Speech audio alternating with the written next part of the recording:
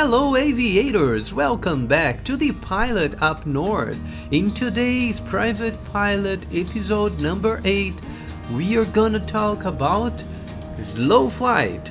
This one is a very important maneuvering because this one helps you to understand better how to control your plane when you are in the circuit pattern, for example, and the slow speed too. So as usual, it's time to sell myself. If you are not subscribed to the Pilot Up North, I wanna invite you to subscribe here, give me your thumbs up, activate the notifications to receive the notifications when we have new videos here on the Pilot Up North. All the videos are made with lots of care. We have lots of hours of work to make all those videos ready for you here and to share with you all my experience as a private pilot student. Share your experience as a pilot too on the comment section below. You can give me your suggestion for our channel too, and the most important here is share your idea and make part of Pilot Up North YouTube channel. Doing this, we can spread more our videos and achieve more people interested in the same content. So it's time to start our video today on the Private Pilot series talking about slow flight.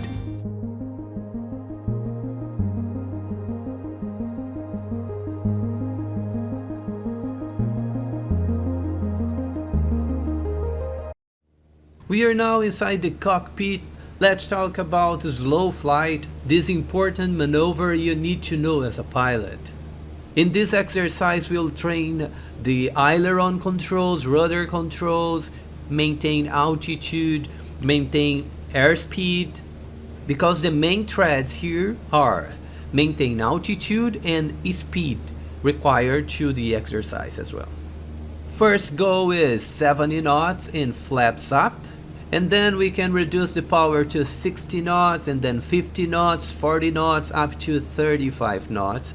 And adding the flaps as well, and reducing power and adding flaps and maintaining directional control, and do not lose or gain altitude. As a good practice is a good idea to do before starting any exercise, doing the area check and doing the call check as we learned before. We don't do it for every single flight here. Let's do it today.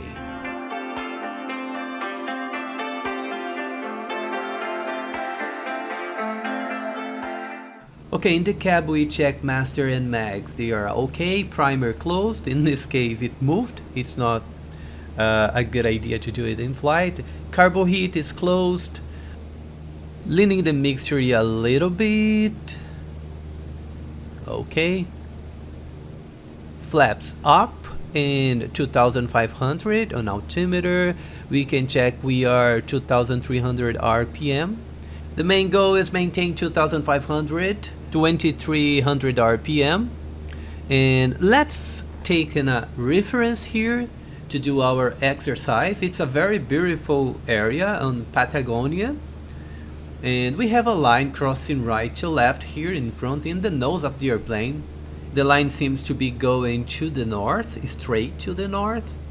As I said before, the first part of our exercise will be 70 knots and flaps up. Let's maintain the configuration like this, no flaps at all. Recall, we can just start using the flaps when we are within the wide arc. We can see here on our speed indicator we have a wide arc. It's going up to 85 knots, and then we have normal operation on green, and yellow it's restricted operation and never exceed on red mark. And I am showing now you this part here. This indication is the stalling speed with full flaps in landing configuration. It's the airspeed indicator. Let's keep attention on it. As we are talking about flaps, I want to discuss a little bit deeper about this. We are lining up. We can move our heading bug to the north. So, discussing about flaps. Flaps have lots of influences in lift, in airspeed, an induced drag for our airplane too, and we need to understand a little bit better, and because this I have an animation to show you how the flaps can change the airspeed, drag and everything. Here we can see the airplane with flaps up with a laminar flow. The relative wind is passing through the wings and the top and in the bottom too, and we have a very stable layer of air, mass of air passing through the wing, creating much more lift and lots of lift. You can see in this animation, it's so beautiful to see the air passing in the bottom and at the top too. And here we have another animation with full flaps 30 degrees in this case. And it's noticeable the lift increases a lot with this flap position. On the other hand, we have lots of induced drag too. More lift means more induced drag too. It decreases our airspeed, increases the lift. The nose of the airplane tends to go up, and because that we need to do some inputs. Let's see that. First thing first, let's reduce the power and trim our airplane. I'll change the camera to be easier to see everything, because you need to see what I am doing using the flaps, power, trim, whatever. So let's go. Let's reduce the power. I can let the nose goes down. I need to pull it up. To reduce 5 knots in our airspeed, we need to reduce 100 RPM as we saw before. So in this case, I'll reduce to 2000 RPM, bringing to 70 knots, trimming the airplane, you can see. So to maintain 70 knots and the same altitude. A little bit more.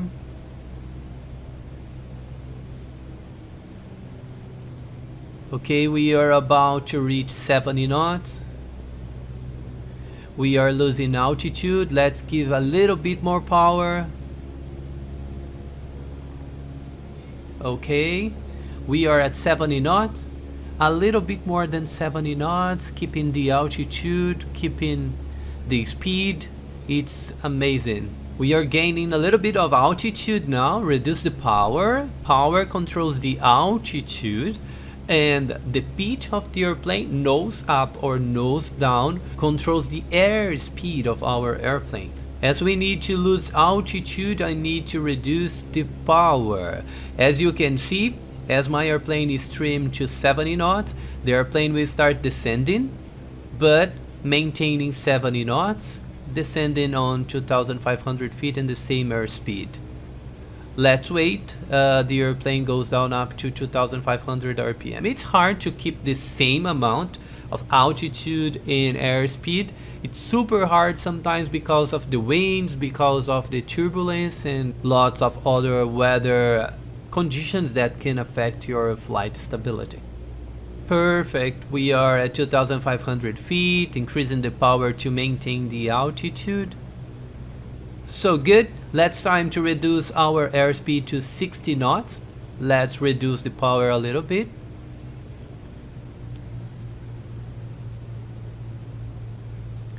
I will start trimming the airplane because I don't want to lose altitude. I put the nose of the airplane up to reduce the airspeed and more power to maintain 2,500 feet because I don't want my airplane goes down. Now the airplane is maintaining 60 knots and 2,500 or 2,500. Trim nose up to maintain the altitude, little adjustments. We have a dark cloud ahead of us. As our nose is a little bit high, we can't see the line we are using as our reference. As we are stable, it's time to go to the next phase, flaps 10. Keeping 60 knots and maintaining the same altitude. Remember, nose a little bit down when we put flaps 10. Now, flaps 10, nose a little bit down. Our plane tends to lose a little bit of speed. Trim to maintain the nose of the airplane a little bit down. And more power because the nose of the airplane tends to goes down. If the airplane is climbing, I reduce a little bit of power. 60 knots, 2,500 RPM and flaps 10, stable. Let's reduce to 50 knots. Flaps 10, 2500 RPM and 50 knots. Let's open the carb heat because we are below 2000 RPM to prevent ice. Reduce the power. As we are going down, we can increase a little bit of power and put the nose a little bit up to reduce the airspeed at the same time. Reducing the power, no rush, reduce the power and nose up and nose down, increase power. All those inputs should be done slowly. We are not keeping 2500 feet, let's go up. Speed on 50 knots now, good. More power because our aircraft is going down. I wanna my airplane maintain 2500 feet. It's hard to see, but the reference is still there. 50 knots, 2500 RPM. It's time to put flaps 20 as we are stable. As we increase the flaps, the nose tends to go up. We need to push it down. Yeah, because it will reduce too much the airspeed.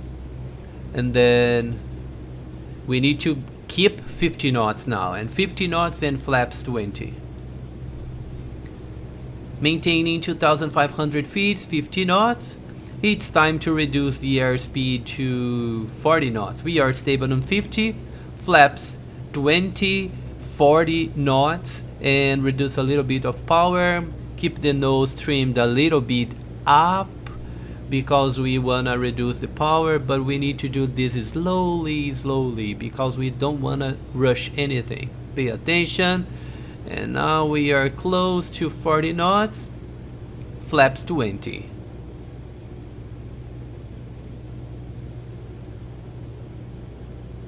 Okay, we are at 40 knots, 2500 feet. Our reference is still there. The controls are much more sensible because we are slow and small input will turn much more. As we are stable, flaps 30 and maintaining 40 knots. Flaps 30, as soon as I put it, the nose tends to go up. I need to push it down and increase the power if required.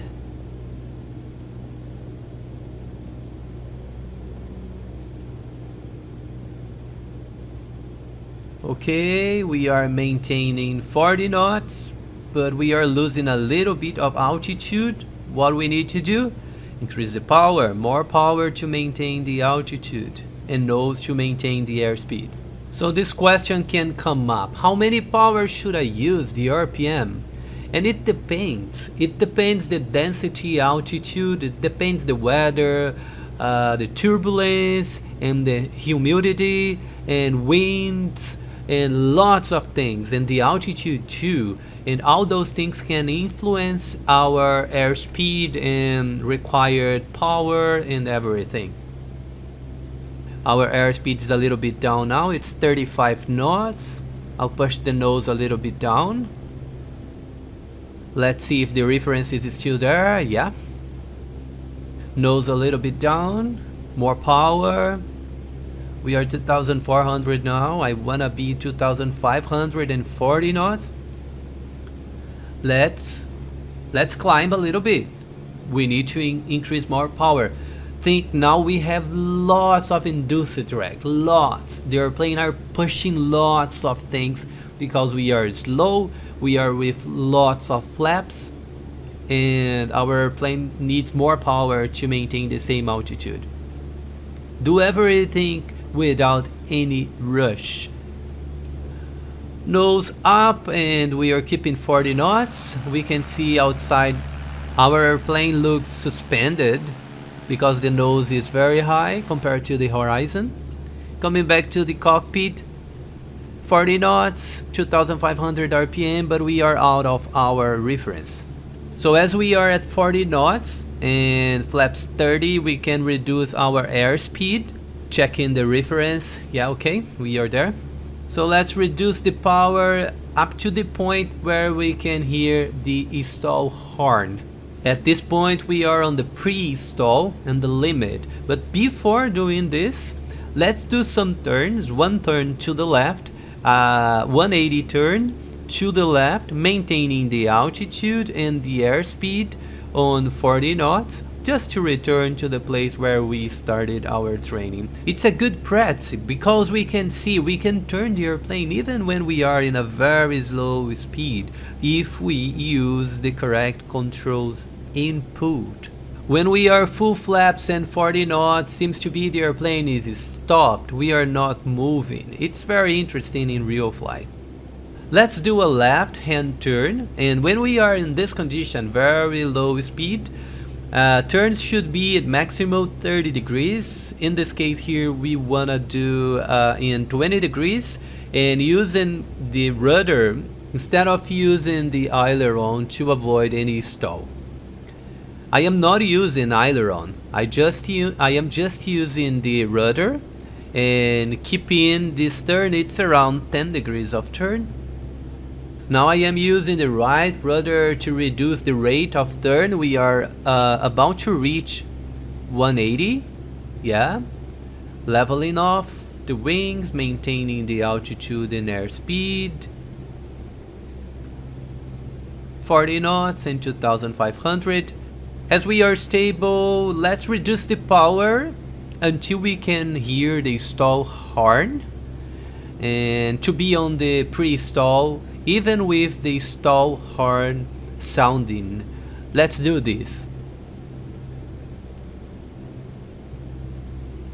Okay, nose a little bit up to reduce the power.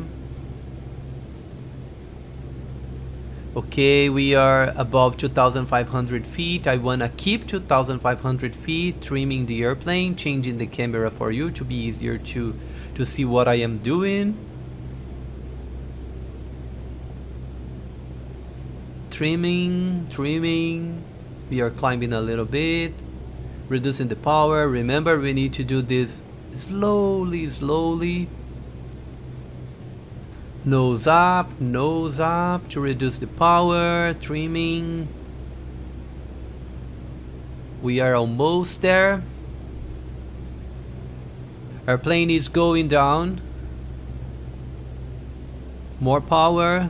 Oh, we can hear the stall horn. Yeah, and we can control the airplane. I can control. The airplane is almost to stall, and the nose tends to go down to be away from the stall, but we can control the airplane here. And it's amazing. 35 knots, flaps 30, and it's what is called as a slow flight. And we need to train this to understand how the airplane feels or looks like when we are about to stall. So let's go away from this condition. Nose down for first, flaps to 20, more power. Our plane is tending to descend. It's 2,400 now. 60 knots. I'll put flaps 10. We are on flaps 20. Trimming the airplane nose down. The nose is very heavy because we were using maximum trim. Almost there. 60 knots, flaps 10. Trimming the airplane nose down. Nose is still very heavy, maintaining 2,500. Flaps up now. And then we can reduce our power to maintain 2,300 RPM. I completely forgot about the carb heat to close it, but it's okay. We have no moisture visible here. So maintain 2,500 feet to finish our exercise.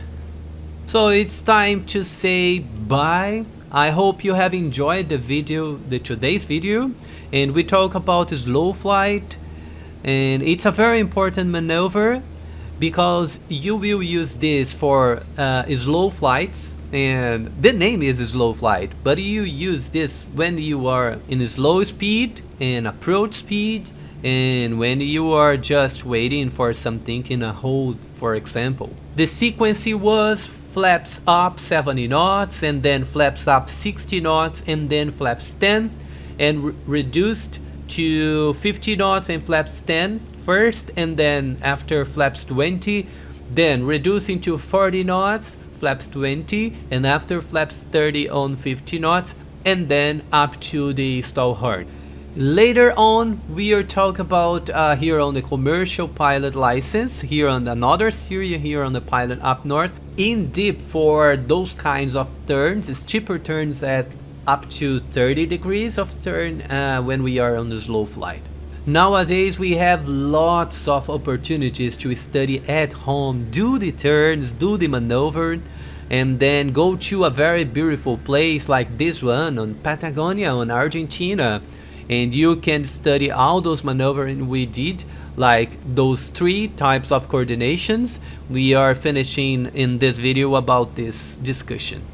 I really hope you have enjoyed this video. Subscribe to the Pilot Up North, give me your thumbs up and activate the notification. It's very important to the Pilot Up North because we can achieve more people who are interested in the same content you are seeing right now. If you are with me up to here, thank you so much for being here. Pilot Up North has only 1 month of life, I can say, and we have many videos for you, and I am enjoying a lot doing these videos for you. Give me your thumbs up, subscribe to the channel, and share with your friends, and comment in the section below. I'll see you next Thursday. Bye bye.